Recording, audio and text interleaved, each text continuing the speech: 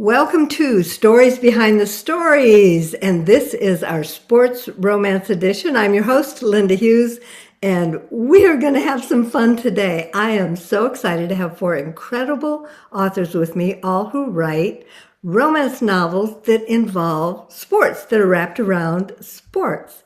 And so I can't wait to dig into this, and I want to talk about what is so attractive? What's so appealing about this to readers? And what is appealing to you as a writer about writing about sports? So I'm going to just say hi to all of you ladies. Thank you for being here. We have Lainey, Kat, and we have Lauren, who also writes under the name of Emma. And we may have one more popping in, and that's just great. And so I want to start by having each of you introduce yourself briefly. And Lainey, we just have to know about the hat as well. So let's start there. So I am Lainey Davis, and I live in Pittsburgh, and I set all my books here in Pittsburgh. And I've been really into hockey romance. And this year, I have been invited to two minor league hockey events where they bring in hockey romance authors to the game. And so, most recently, the Wheeling Nailers had me and a bunch of other authors there, and they gave us each hats. And I got to actually drop the puck before the game. Yay! Yeah. And then I got to keep the ceremonial puck, which was very exciting. So I am hard at work writing hockey romance, and I am just having so much fun with fans and being a fan of Heated Rivalry and just really enjoying this moment in time. Oh, that's great. And I'm sure you bring all of that feeling of what it was like to go through that into your stories. I love that. And Kat, how about you? Kat Johnson. I live in New York, although for a while I was writing like exclusively cowboy, bull rider, rodeo romance. And I would travel to book signings in cowboy boots and cowboy hat. And everyone was convinced they would like introduce me as this is Kat from Texas. And I'd be like, no, not just look like I'm from Texas.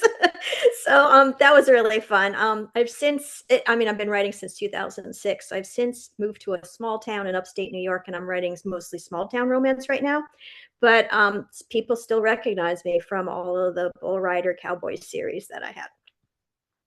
And you also wrote one set in Drumright, I Oklahoma, did. which is Yeah. near where I live and where Lauren lives. Yeah. So this is One Night with a Cowboy, and I said it. I knew some guys from online. One of them was a bull rider who attended OSU, Oklahoma State University, and he was answering questions for me about bull riding, like things that you can't ask a stranger, like, do you wear a protective cup when you're riding a bull? Kind of things like that. So I got to know him really well, and one of his friends, and his friend was in the ROTC program. He was the bull rider, and so when Kensington Books contacted me and said, we'd love to have you submit a book story to us, on spec. And I was like, well, what do you want? I'm writing cowboys, I'm writing soldiers. What do you want? And they said, we don't care.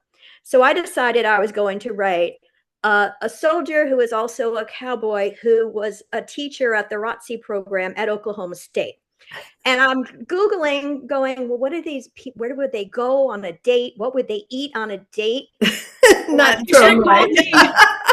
I went to Oklahoma State. Food. I don't know Oklahoma food. So I see, this is so long ago, I was on Twitter, and one of my Twitter followers had a URL for a restaurant in Oklahoma. So I was like, I'm going to go to this restaurant online and see what they serve. Their specialty is a fried bologna sandwich. So I'm joking on Twitter, and it was like active back then.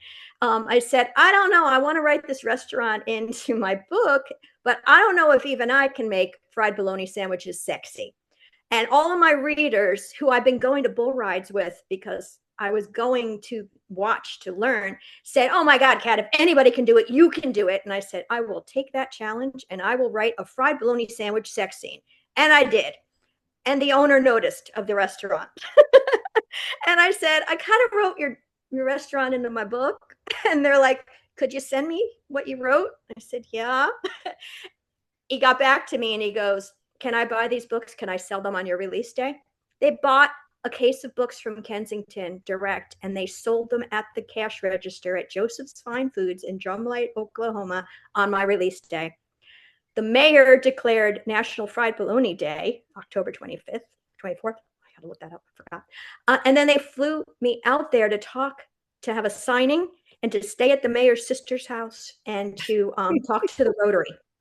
So, and I'm on the menu. I'm on the menu of Joseph's Fine Food under the fried bologna sandwich. It says made famous by this infamous series of books, Oklahoma Nights. And they sent me the picture of the menu, and I was sending them swag, keep calm and eat bologna. We had bumper stickers and T-shirts and takeout bags. And like the guy that owns, Jamie, who owns that restaurant, is as into marketing as I am. So we kind of like played off each other. And yeah, it was amazing. But this is like 14 years ago now, Linda. Well, I want you to know, and I think I've told you this before, but another writer and I drove out there. And I live in the Tulsa area, and we drove and drove and drove and drove. And even though we knew how far it was, it seemed like there was a lot of nothing between us and this place. And all of a sudden, here's this little town and this restaurant. And we go in, and sure enough, Kat Johnson is famous in the restaurant, and we have fried bologna sandwiches, and you are on the menu, and we just had so much fun doing that. So that was really.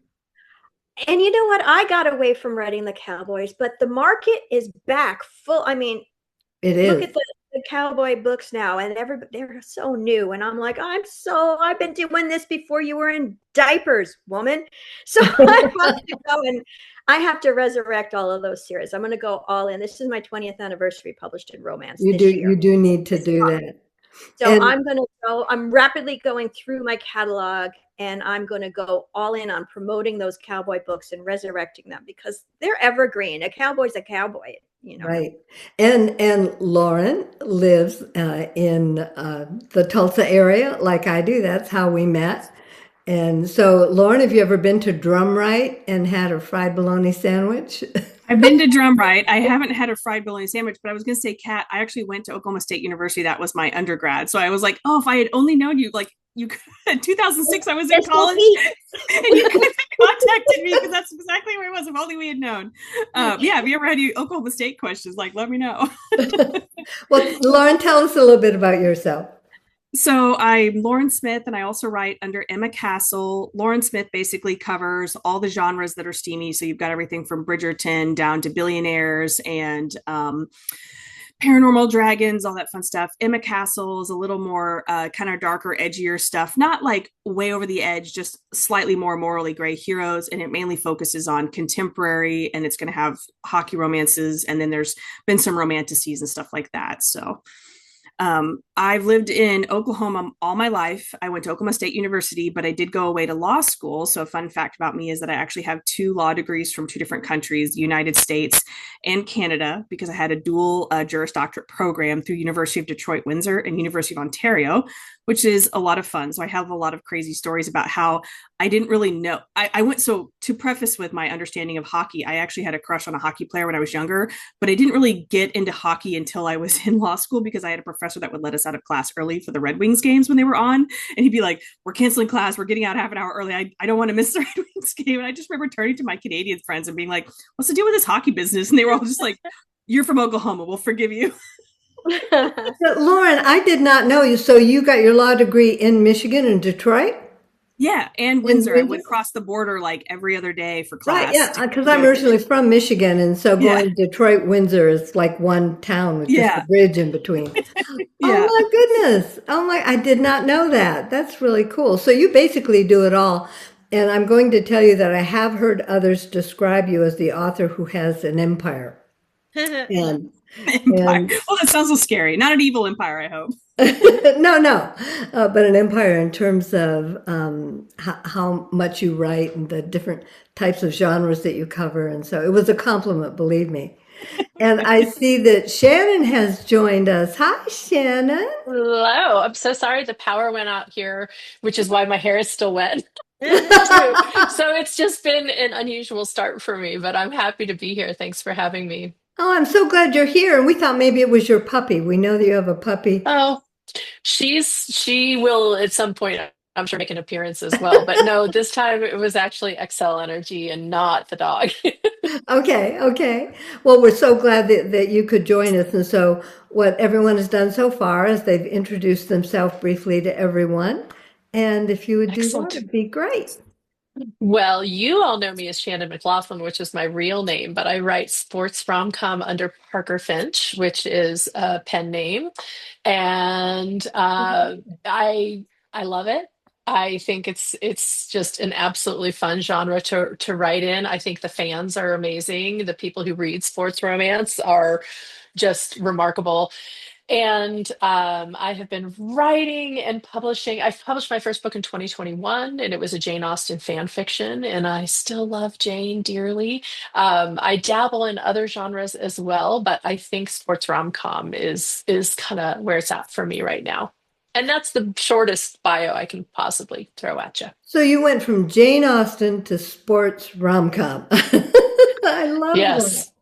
I love it. Yeah, and I have a little women's fiction that I don't talk about that much because it's something I haven't finished yet. But so I kind of work in that too. That's kind of what Jane Austen evolved into because I think it's kind of a natural thing from Jane Yeah. Austen fanfic because that's all about the character's journey.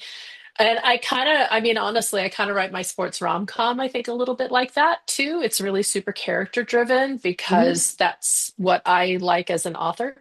So I think it has the same thing, but then the emphasis isn't on the journey as much as it is on the romantic entanglements and the banter and all the fun stuff like that. Sure. And so, is all of your Sure. sports rom-com hockey? No, it's football. I'm like one of those black sheep outliers who hasn't embraced the hockey phenomena, and it's Oh, not because actually that is not true. It's because I've known enough people who play hockey, and the smell of their hockey gear was so repulsive to me that I couldn't find anything romantic about it. However, I will say after watching Heated Rivalry and then rewatching Heated Rivalry, I'm like, okay, okay, I get the point of hockey now. I totally get it.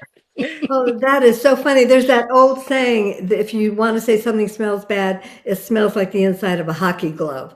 Oh, I don't for know if you've ever real. heard that. Yeah, because it's bad. It's the worst. It's so I'm bad.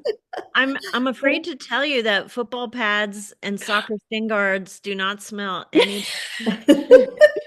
The soccer thing I could personally attest to, absolutely, Lainey, but the I don't have any experience with football, like legit football.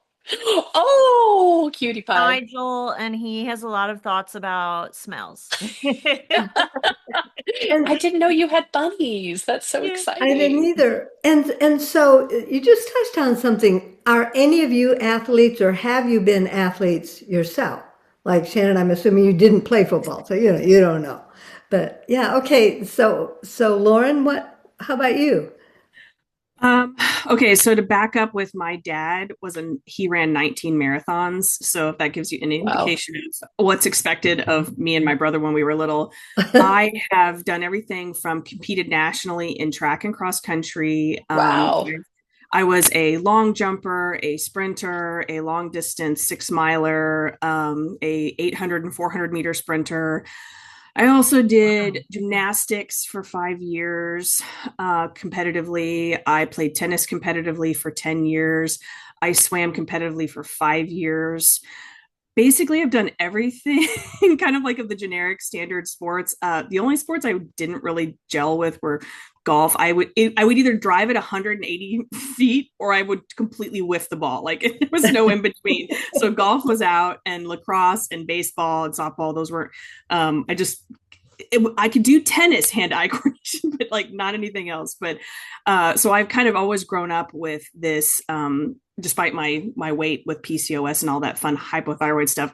I'm actually pretty fit, and I've stayed a runner and a jogger and a swimmer and a weightlifter my whole life. So just kind of that installation of being fit, being active, being mobile, flexibility, yoga, all that kind of stuff. I've just done it my whole life. When do you have time to write books?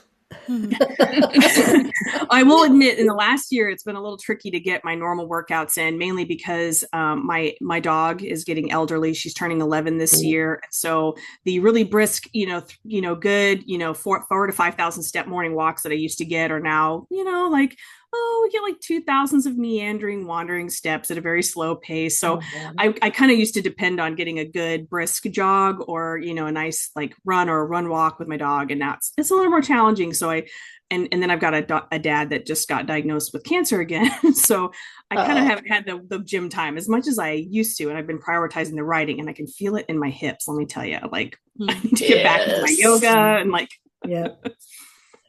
Wow, that is a lot to take on.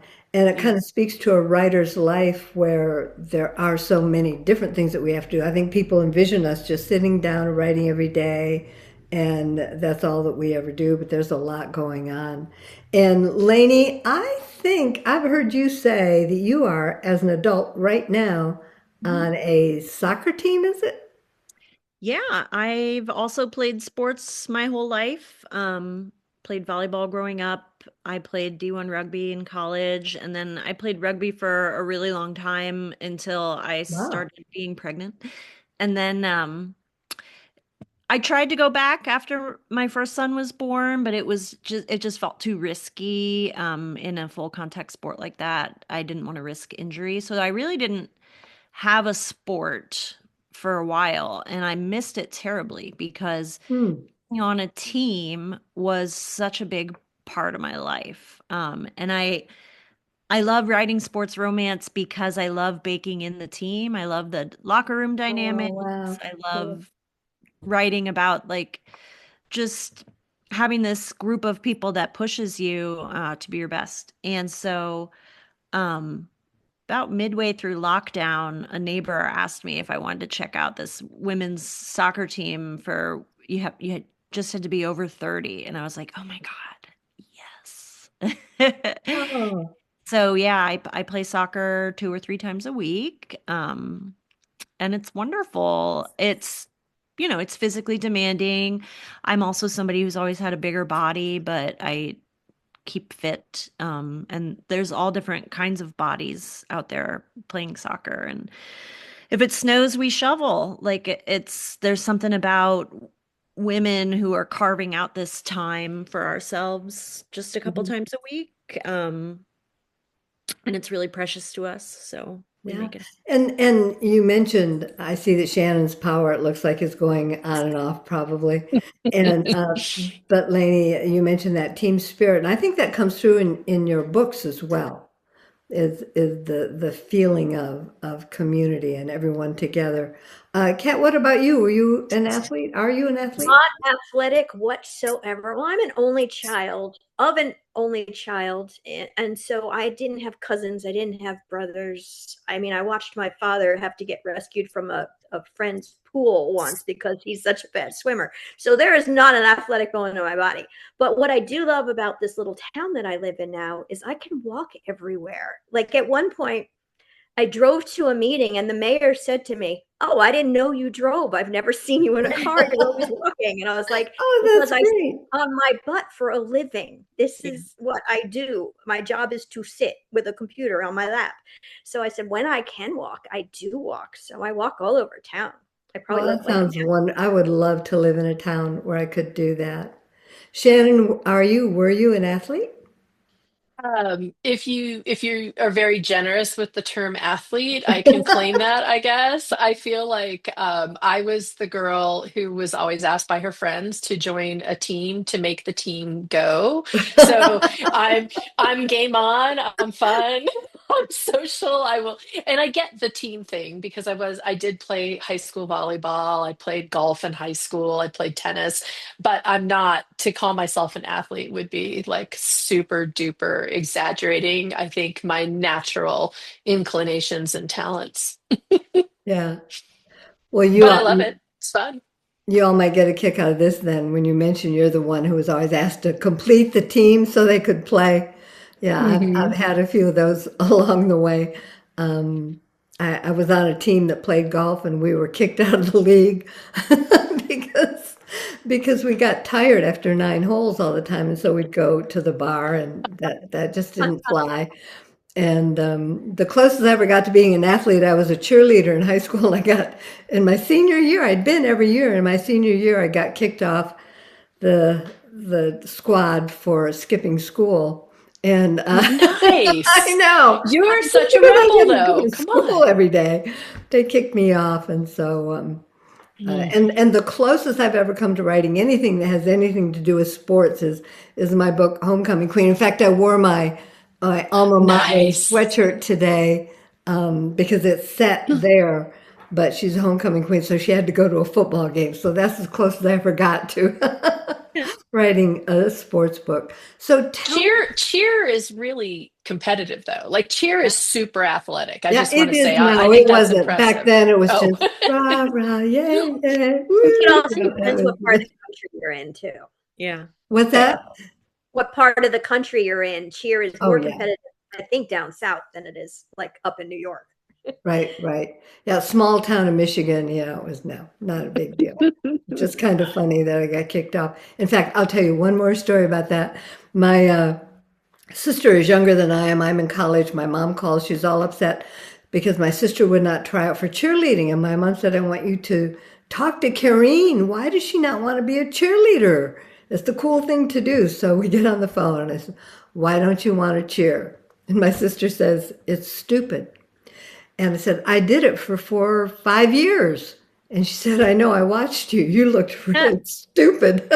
and so, and so Brutal. that was that. Yeah. My sister is so cool. She's great. She wouldn't cheer. So tell me what it is about sports rom-com that you think is so appealing, besides the hunky guys usually in the stories. What is so appealing to readers about this type of book? Well, I do write some where the woman is the athlete. Oh, They cool. they do not do as well financially yet. But I really think that readers love seeing this is my hockey special edition for this year. Oh, that's And beautiful. oh, thank you. Yes. But the guys in this book really depend on one another. They're vulnerable together. I think there's just something really appealing about men who are relying on other men in that way, emotionally, physically. And so I think that's really appealing for readers. And also, a sports season gives a really nice structure to a book. Often, you're working your Oh, way yeah.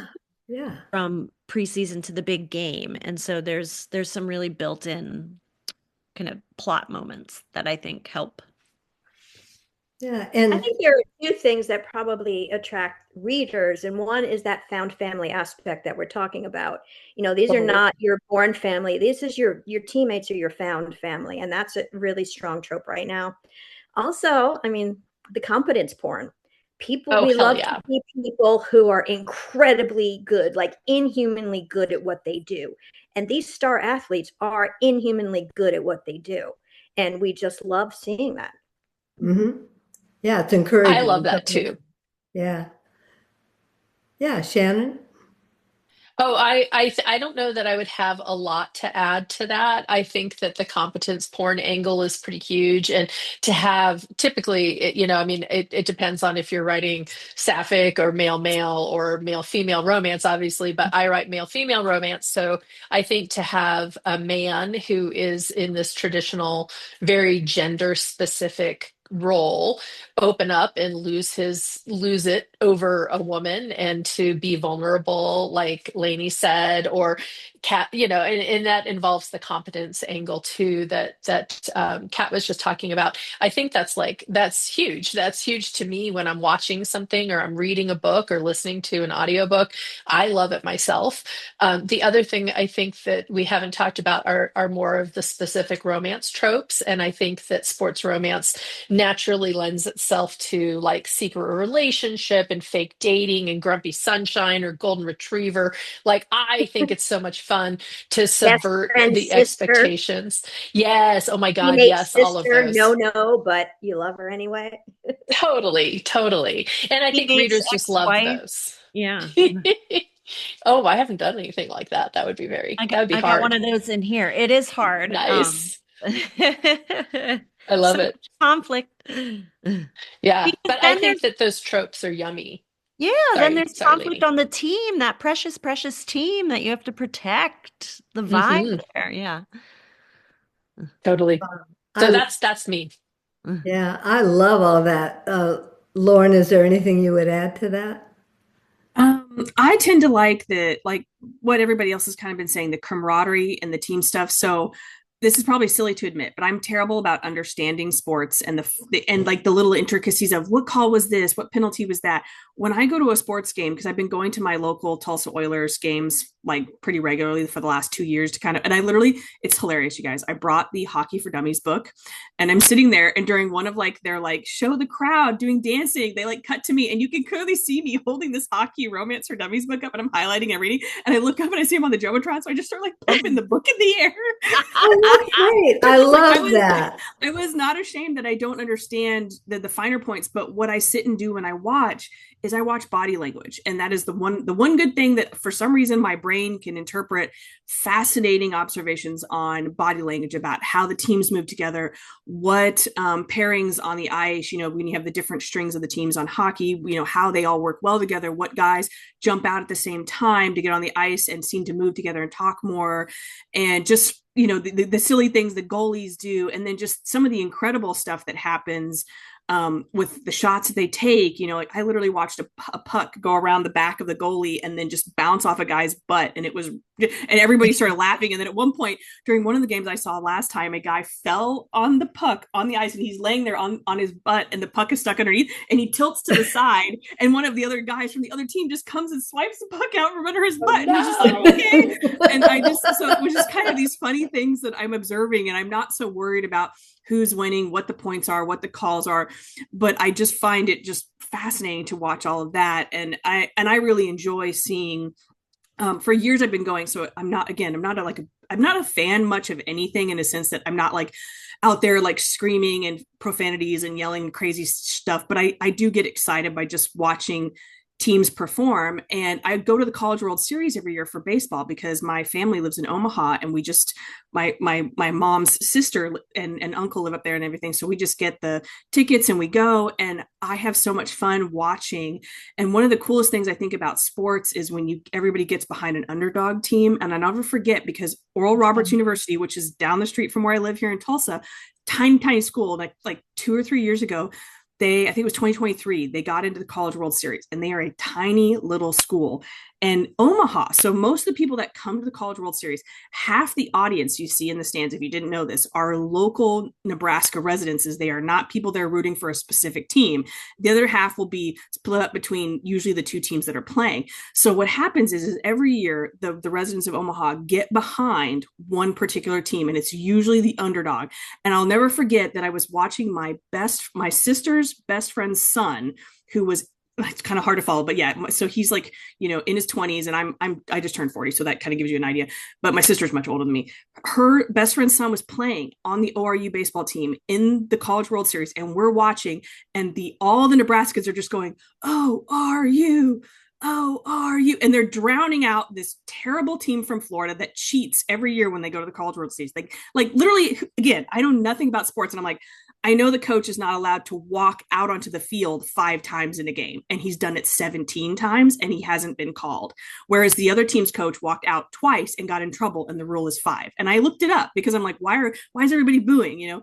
And so I love that the Nebraskans are like, we're supporting the underdogs, and we don't let people get away with this. So they call the bad teams out when they're misbehaving and stuff. And I kind of like that there's a sense of like crowd morality that goes on in the games. And I really enjoy that about sports.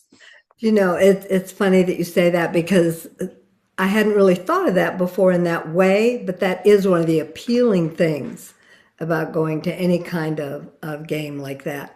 And I think the most exciting thing I ever saw happen in a hockey game was in halftime, intermission, whatever it was. They would let people come out and try, just people from the audience got picked, and they could try to get the puck and hit the puck and get it through this tiny little at the other end of the rink. They could this tiny. You've probably seen this tiny little thing. Well, there's an old lady. I'm not kidding. And at that time, she was about my age. She that This I am old lady, now. she was Just an my old age. lady, like me. And she comes out and somebody helps her walk on the ice because she might fall down. I'm not kidding. Oh, I don't think they staged it because she needed help. But anyway, she gets the hockey stick and she looks and looks and looks and looks and she finally hits it. And I swear, I've never seen a puck move that slowly. I don't know how it even had enough momentum to keep going, but it just went and went and went and went. And the whole crowd is just, on pins and needles. And it went into that little hole. And oh my word, the nice. stadium just went wild. So it didn't have anything to do with the game. It was just that everybody was so excited, like you said, pulling together, pulling for the underdog, having a good time together. And she won a car, and we all got to see the car drive around, and it was just, and obviously I've never forgotten it because it was just so much fun with that whole stadium of people who were all pulling for the same thing. And I think that's part of what is so appealing about all of this. So, what made you start writing sports romance or rom-com? What got you into it? Was it that kind of thing, knowing that it would appeal to fans because you were an athlete, or just liked the idea of sports? What was it that made you one day sit down and say, I think I'll start writing about sports now? Or do you even remember? Did it just kind of evolve? I do remember it was probably like 2007, and I was writing military, and I was in contact with like a platoon over there, and Ramadi was the hotspot back then.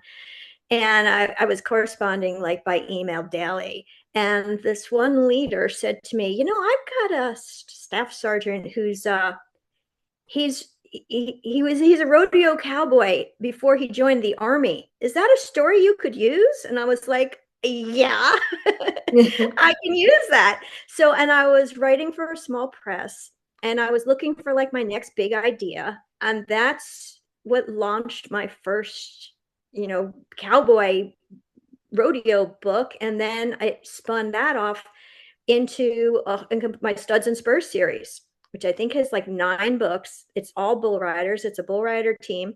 And that's what really started it. That's awesome. Yeah, and I think I've mentioned you before because my husband was uh, from a rodeo family, is from a rodeo family. And it's always fascinated me that in this small town, the panhandle of Texas, the girls and the boys, everybody trains from the time they're little kids. Yeah. And they get these metal, like cows or bulls. Barrels. They And practice on a barrel, right? With yeah, those right. strings. And they've got them in the yard, and everybody's roping and lassoing. Yeah. And I mean, it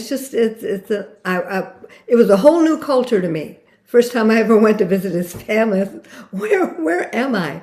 And plus, Don't they start button busting at like 3 years old? And you see these yeah, little they kids do. barely walk, holding on to the wool of this sheep, Yep, running. It's hysterical. they It will. is. And It's and, cute. and they also have their own lingo that they use that I'd never heard before. And so in writing, we pay attention to all of that, of course. So what about the rest of you? What made you decide one day that you were going to write about sports? Especially when I've you've been written other things. We'll get to that in a minute. I My wanted to find a bigger, oh, sorry, you go ahead. I was just I gonna can say my very first book as Lainey Davis was a hockey romance, and then I wrote a football romance. It's just been such a big part of my life, and it's what made sense. I've, done a few other kinds of books, but probably the majority have been sports romance. Okay, so for you, it's just always been there. Hmm. Okay, and Shannon?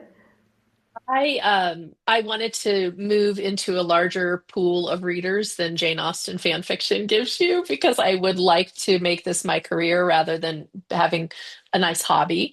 And I was going to so at the time RWA was still going on, Romance Writers of America. Not that it isn't now, but it was still a really big thing. And I made my first writer friends through joining a local chapter. And as I was trying to decide what to write next, somebody was like, well, Mr. Darcy's a billionaire. You're basically writing billionaire romance without writing billionaire romance. Or make it billionaire, but make it historical with Jane Austen's characters. So, but I didn't really want to write billionaire. Like I read a few billionaire romance and it was fun, but it didn't quite I don't know. There's some of the tropes in billionaire romance that are not as they don't as appeal to me as much as a lot of the tropes in sports romance. So then I was kind of like, where could I have that a similar flavor but make it more fun for me as the author? So it was sports because I do love all the things that we've already talked about a little bit. I love the whole competence porn angle. I like the arrogance. I like the banter. I like the camaraderie and the smack talking. I don't know if you allow cursing on your websites or on your podcast. So I'll edit myself here, but I like all of that. I think that's really fun. And I grew up around enough. My husband's pretty competitive. He's played all sorts of sports too. So I think it's fun. Like that's a fun world to live in. And I think Melanie Harlow said to find the intersection of what you enjoy to write as a writer and what readers enjoy reading. And for me, sports romance, in particular rom-com, it's like a super big sweet spot for me. So that's how I got my start. And it is hard as a writer, isn't it? If you don't like what you're writing, Ugh, it's just really hard work. And I think the result isn't as good as if we are really enjoying what we're doing. So, absolutely. Lauren, what made you decide one day, you know what? I think instead of being a lawyer that I have all these degrees in, I think I'll be a writer and I'm going to write some sports. Well, I always knew I was going to be a writer, but when your parents are a banker and a lawyer, you're expected to have a real career. And luckily, I was very blessed. And then I had two parents who said, we don't want you to not write, but you have to have a day job. You're not going to live in the basement. Now, the irony is I'm no longer live in the basement. We don't have a basement in Oklahoma because of the clay soil up in Tulsa. I live upstairs because when you go to law school, you come out with $145,000 in debt. And what no one tells you is in Oklahoma, you'll only get paid $2,000 more than a Taco Bell general manager when I came out. And I had debt that was well above what my monthly income was. So I quite literally couldn't afford to live anywhere else. And so when you have to send in your pay stubs to the government and adjust that debt, the next thing you know, you're like, oh, well, we've just added $20,000 and 12.5% interest because half my loans were from Canada. So that was fun. So I said, well, I think it's time I really get on the writing because I'd been kind of secretly doing it while in law school and kind of working on my manuscripts and figuring out what I wanted to write. And I ended up using my book money when I had a very, very good year unexpectedly, when I had some rights revert and I self-published those books that came back. I paid off my law school debt with book money. And then I was able to, 3 years later, I was able to retire full time. And because again, the lawyer money $34,000 after taxes, that's a joke. So I was like, we're going to make the book stuff work. So I worked really, really hard. And that's why I've got about 4 pen names and about 102 titles in English and about 270 in 6 different translated languages that I've been working on all on my own from, financing everything. I didn't, and I've How got many years was that? Sorry for interrupting. No, you're good. It's I graduated law school in 2011 and I published my first book in 2014. So 2014 to now, 102 books, 4 pen names. Some of them are novellas. And that's So why I they said she has an empire. So I really hit it hard and I thought I've got to make this work as a career. And so for me, because I write under so many different genres, I didn't come to romance literally until 2008, like my second year in law school when I was finally discovered romance. I read everything but. So when I came to writing, I chased the story idea. And so I never really, that's why I don't think of my bull riding book as a bull riding book. I just say it has bull riding in it because it's just part of this other piece of the story. And so as I started thinking about hockey romances, I laugh because I'm like, why haven't I been writing hockey romances? The very first man I ever fell in love with was a hockey goalie. And like we were, in high school, and I went to every single one of his games, and I'm like, why did it never occur to me that I should have been like 10 years ago writing hockey romances? Oh, And so but for me, I've got to wait for that right idea to hit. And then when the idea for Penalty King came to me, I was really excited because I haven't seen a ton of like darker hockey romances. I know they exist. And again, mine's not dark in that the hero is going to hurt anybody or anything like that. It's more just that hockey's violent. And sometimes when I see the cute cartoon cover hockey books, which I love reading, by the way, no judgment, but I'm just like, hockey's so violent. And this is like got a bubble pink cover on it. And I'm like, well, my book's going to be kind of bloody. So I was like, I better label it like, dark, because there's, the girls, she's a hockey player too. And I wanted to set it up that she was not a figure skater in this one, which I love the figure skater storylines because I read some of those and they're great. But I thought for my first one, I'm going to be super complicated. And since I know nothing about hockey, like logistically, I'm going to make both my players hockey players and put them on the ice. So I have to really know hockey now for this book. And so I've been going to the games and taking notes. And I thought, I love the idea of this dynamic that their fathers were both like enemies on the ice. And now, 15 years later, they're on the ice playing, but she gets put on his team as a PR move to have like the first woman on this minor league team. And she's replacing an injured player that was the hero's best friend. And he's like, your dad almost killed my dad on the ice. I hate you. I don't even want you here. But then he has to start protecting her because he realizes somebody else is trying to get her hurt so that she'll get back off the team and his other friend will get back on. So it's kind of like he's forced to protect her. So I thought, what is the plot that I want and what sports is that going to fit the best in? And I thought, because hockey is so violent, that's going to work the best, I think. And I just got really excited at that point. I have a question for you, Lauren, and I understand why I got excited about that. But you see, yours are a little darker, and I guess I shouldn't ask, is there an audience for that? Because I know for your books there is an audience. Was it hard to find that audience? I mean, it's not hard to find. I think it's a matter of when you're reaching a new audience that you don't typically reach before, you've got to make sure that your cover and your blurb and how you talk about the book, accurately reflects what those themes are to attract the readers that want the slightly morally gray situations, know that there might be violence involved, which again, it's hockey violence, not And actual like. there are a lot of readers who like that, don't they? Yeah, and it's Books because sell really well. I think there's like a big Interesting. misconception that a lot of dark romance readers want like heroes that are beating the women up and stuff. And I always tell people who don't have a lot of dark romance reading experience, I say, what women are attracted to for the most part, minus like there are some exceptions of heroes that do bad things that I don't read those kind of books. But they like the idea that the hero is going to burn the world down for the heroine rather than letting the heroine die to save the world. And that's the key difference between the two. So you're looking at, instead of having Superman who's going to do everything to save the planet, you've got the villain that's like, no, she's mine. I don't care about the rest of the world. So it's like a dark hero, and that I think that's why they call it the dark romance. But I think that's what a lot of readers are really attracted to, is just this, that at the end of the day, the girl really matters, because we live in a world right now with influences from the manosphere and other things where men keep telling us we don't matter, and secretly we know we matter the most. If you look at anything biologically, the gender of females in most species is completely dominant, completely in charge, and the humans are the only ones that lie to themselves. So readers, when they see dark romance, they see heroes that are actually recognizing the biological imperative that the woman matters most in a weird sort of way, and they like the thrill of the danger and the edge and stuff. So I get really interested, as a very big nerd. I get into the like, okay, what is psychologically and biologically driving our interest in this, and how do I play into that when I write this? I want to write heroes that accurately reflect and deliver those expectations and interests and just biological reactions for readers. I know that sounds weird, but it's like, that's what I like. It doesn't sound weird. It sounds really fascinating to me. And so you're really talking about two different types of books here, and two different purposes that I hadn't really ever thought about before, of how the actual outcome is so different in each of those.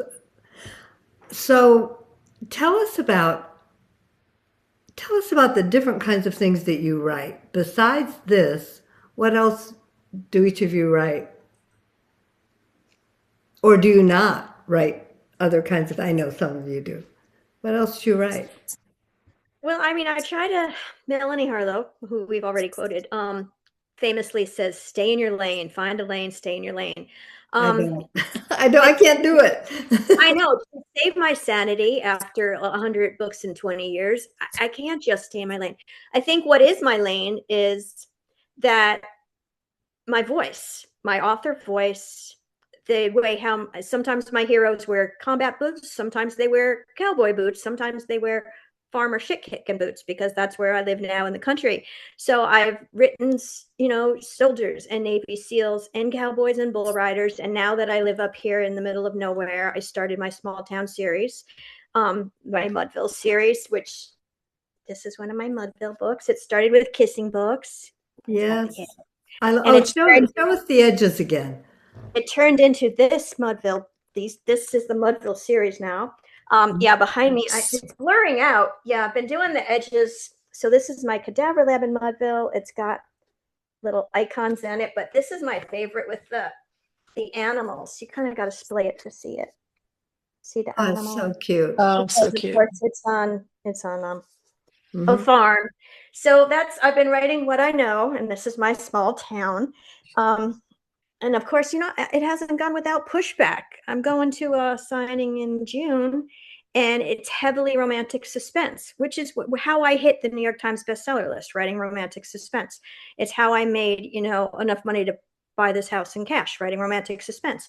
But now I'm writing small town rom-com because that's what I feel like I need and what I've needed mentally since, 2020. And I hear people saying, oh, well, she doesn't write suspense anymore. She writes small town. And I was like, and is that a bad thing? And I was like, but meanwhile, I've got a 100 book backlist that is ripe with military and suspense. So, yeah. So And your cadaver labs. my cadaver labs is set in this small town, but it's got a little bit of ghosts in it. This was funny. This is a clubhouse thing.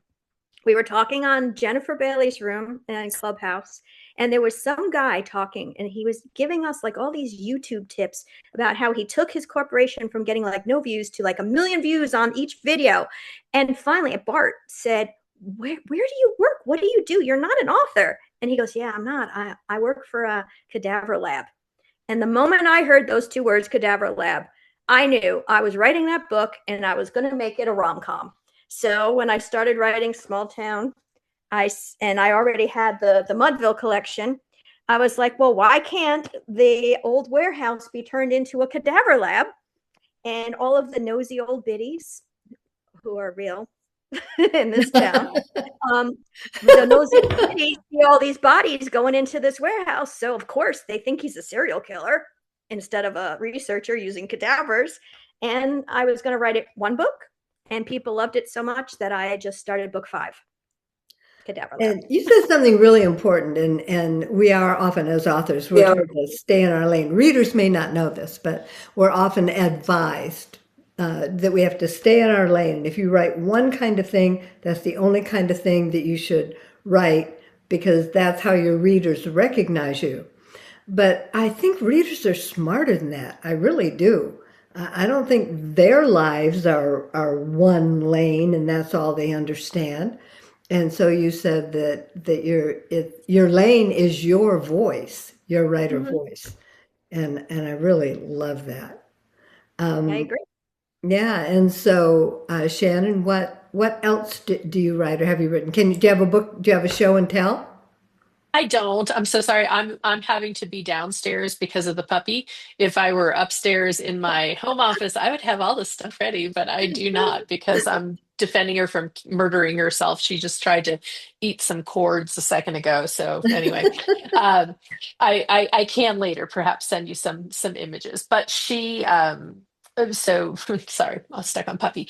I started off, as I had said, writing Jane Austen fan fiction, and I might go back to that because I have published like the first two in a series, and I didn't really finish the series, which is sort of heartbreaking because I've mapped the series out in my head and I do love the characters, and it's focusing on going through each sister. So I might go back and finish those up because I do have people who would like me to do that. I'm also working on some women's fiction beachy stuff, and I'm trying to stay in my lane, and it's hard enough for me to write the books that I'm working on.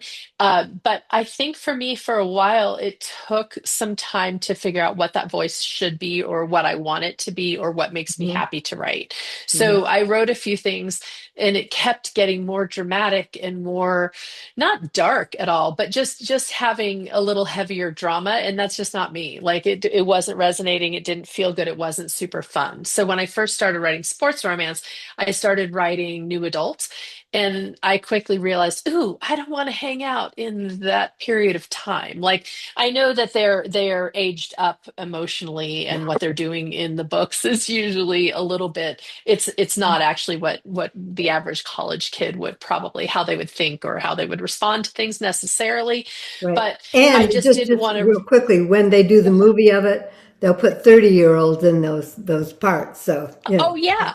And the covers are 30-year-olds or late 20s or whatever. So, yeah. but I quickly realized that was not for me, and I just wanted to try something lighter. So I found I leaned into the comedy side of the stories, and found that rom-com is a really happy place for me to write.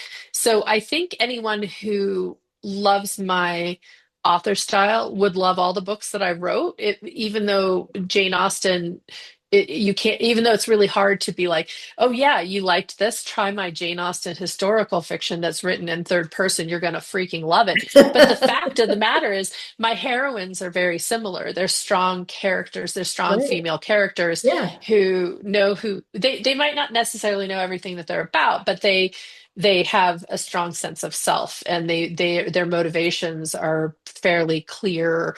At least the external motivations. The internal motivations, obviously, we have to move through an arc with our characters with that. But I do think that if somebody likes a Kat Johnson book, they're going to like every series Kat writes because her voice is consistent. I think the same thing. I think that all of us just have, you're almost writing, I hate to even say this because if readers hear this maybe they'd hate it, but you're almost writing the same characters again and again and again, just with slightly different, taking a different angle on it. And maybe that's not everybody, maybe that's just me, but I kind of tend to like the same type of person. So I can write a golden retriever male sports star, or I can write a super type A personality sports star, but they still have the same they still have the same sensibilities. So I feel like people would enjoy everything that I write. I don't know if that's true, but I like to think of it like that. I also think that we're belittling the reader to think that they can only enjoy one thing. Right. Totally. Yeah. Totally. Yep. I think readers are just much smarter than that. And if they enjoy, like you said, Shannon, the feisty women, the strong women, who have a sense of self, I know that I, as a reader, enjoy that in any kind of book that has that kind of Same. character. So I love that. And Lauren, we know that you have a strong sense for the women in your books prevailing. And so, what other kinds of things do you write? And is that true of all of your books, do you think?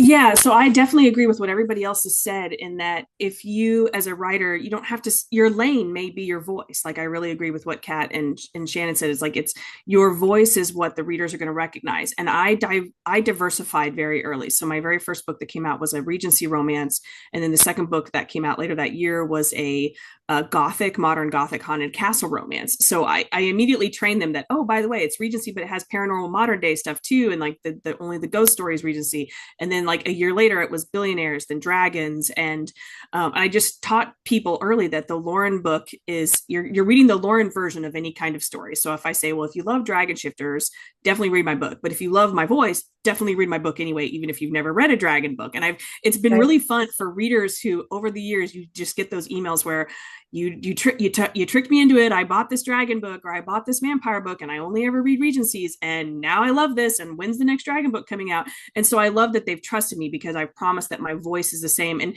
technically the Emma Castle voice is the Lauren voice. It just has slightly edgier concepts, slightly edgier situations, but I try to deliver. I really like to write bromance, like friendships, and I'm really good at creating strong male bonding and kind of like what Lainey was talking about with like vulnerabilities. Women really love to read those vulnerable moments where they see men coming together and having what I call like a higher evolved emotional core.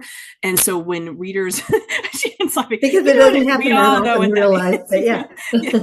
And I think that's why Heated Rivalry is so popular, is because we're watching two men break down their vulnerabilities for each other. And I find it so ironic because, men, always want to trash anything women are interested in. And here we are as interested in two men who like each other and have no interest in women doing a sport and being in love. And we're like rooting for it. And it's like, I wish men, would understand. I wish men could be as open and honest and interested in what we're doing as we are in their world, because I think it speaks a lot to being that open and vulnerable and emotional and having that higher capacity to be interested in other people outside of yourself. And I think when you write characters that are like that, readers really resonate with that. So I have, some of my heroines have been more innocent, a little more naive, but they're always brave. They're always compassionate. They're always intelligent.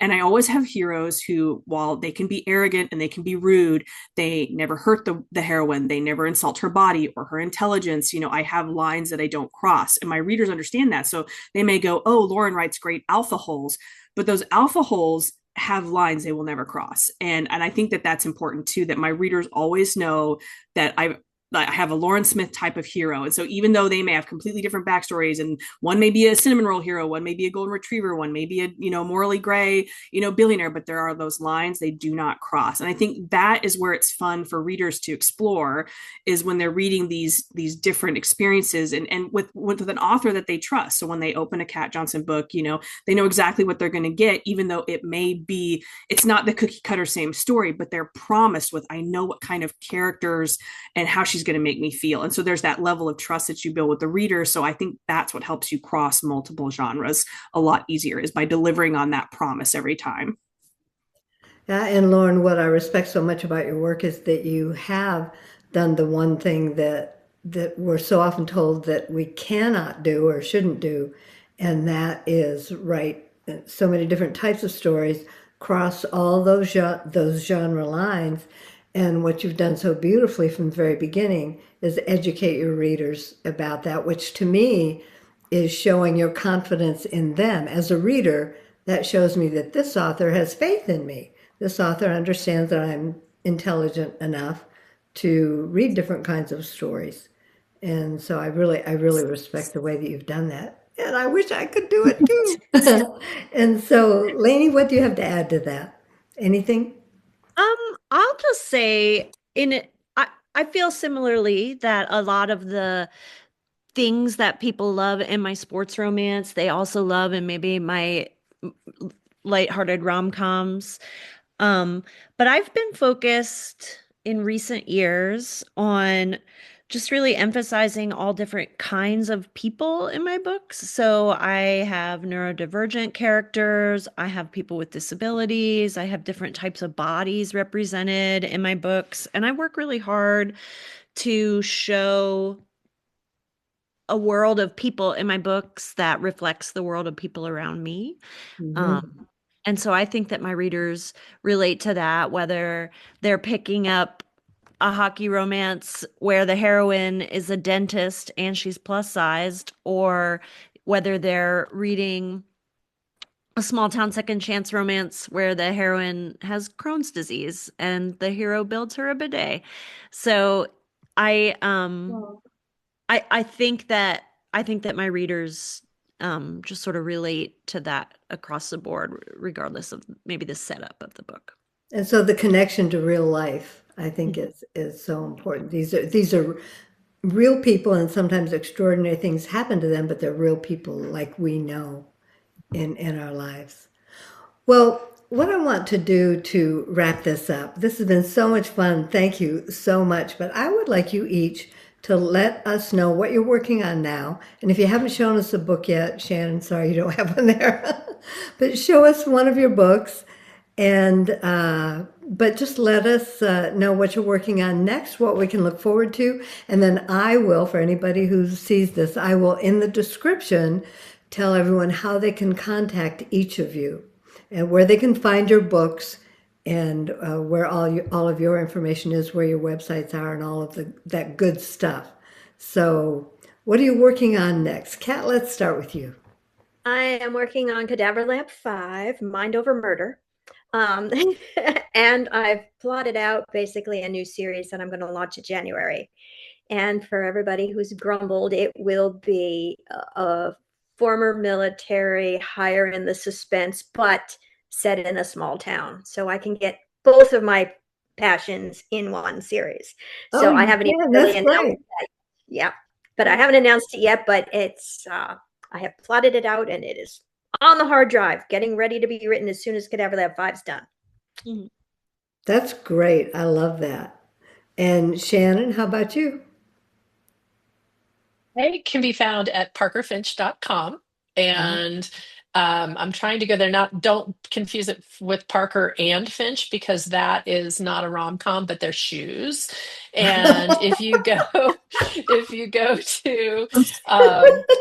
you go to, and that has happened. I get emails all the time now where it's like, I am so disappointed that you haven't done this, this, and this. And I'm like, that is because that is not me. But anyway, here's the cover. You can get a prequel. Sorry, I should get that Let's see. closer. You can get a prequel novella free on my website. Oh my gosh. Okay, we're gonna stop that because pop-ups are coming up now. And it is the prequel novella to my first sports rom-com series, which is Football Romance, and it's called Frenching the Frog. And so that is a book funnel download free, and it's actually a full-length book because heaven help me, I cannot really write short. I try. And I'm currently working on a book called Benching Big D, which will be the first book in the series. And I was going to release that this May, but due to life circumstances, we will be releasing that probably in September. And that is what I'm working on right now. And that happens to most of us at some point in time as authors. It was going Yes. to release, but it's actually going to release. Yeah. Yes. Well, Thank good you. luck. Yeah, Good it's luck with true. all of that. And Thank you. Lauren, what are you working on? Well, I am finishing up a really cute contemporary romance called Finding Prince Charming, which has got an Italian chef who falls for this Irish girl who is running away from her mobster father's, henchmen. And so it's really cute, but it's got some kind of like what I call mafia adjacent themes. And then I'll be starting in on Penalty King, which I have the card for, hopefully. So it's got like a snake and a puck and bloody ice and a stick. So it's kind of fun. And Oh, this is that up for is dark. pre-order. Yeah.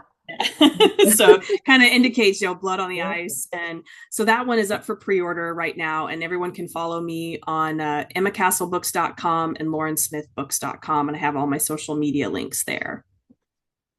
Excellent. All right, Lainey, what you doing?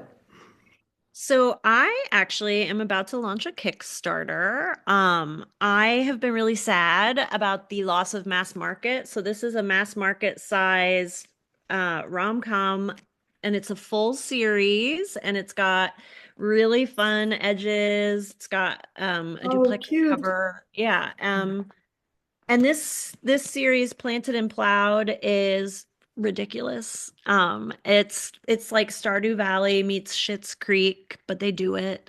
And the books individually are all out, but I wanted to do a Kickstarter for the mass market paperback because it's just not a size that is out and available anymore. And so I'm really excited about that. You can go to Kickstarter right now and check out the pre-launch, it's called. You can be notified when it goes live. And then otherwise, all of my books, info, social media links, they're at laineydavis.com, which is Lainey. And yeah, I spend most of my social media time on Threads these days.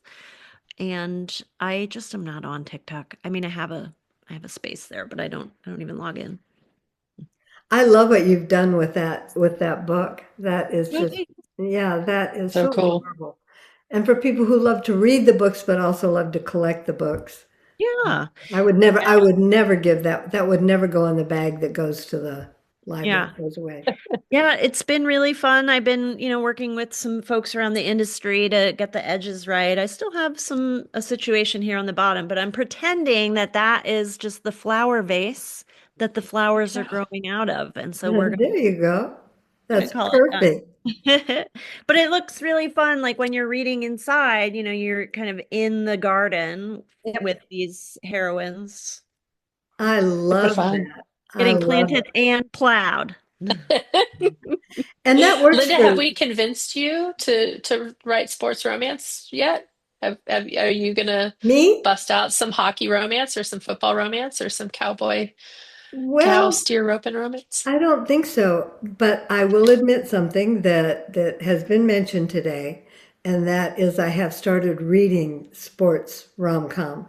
Ooh. And it just was never on my radar before. And after hearing many of you in other chats that we've had, I started reading and just absolutely love it.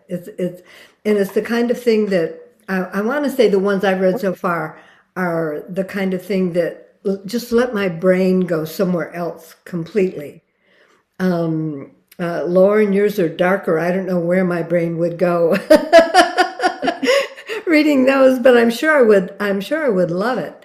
And so you all have convinced me. It was one of the reasons I wanted to talk about that today. Plus, I just wanted to talk to all of you because Mhm. it's just so much fun knowing you. And so, but no, I don't think I'll be writing sports. I've actually started a spy trilogy, a woman who's a CIA agent, and it's based on real life stories.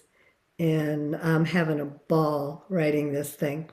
Some of the women that I know who never get credit because their work is secret, so nobody even knows they're out there doing this work that's very dangerous at times, putting their lives on the line.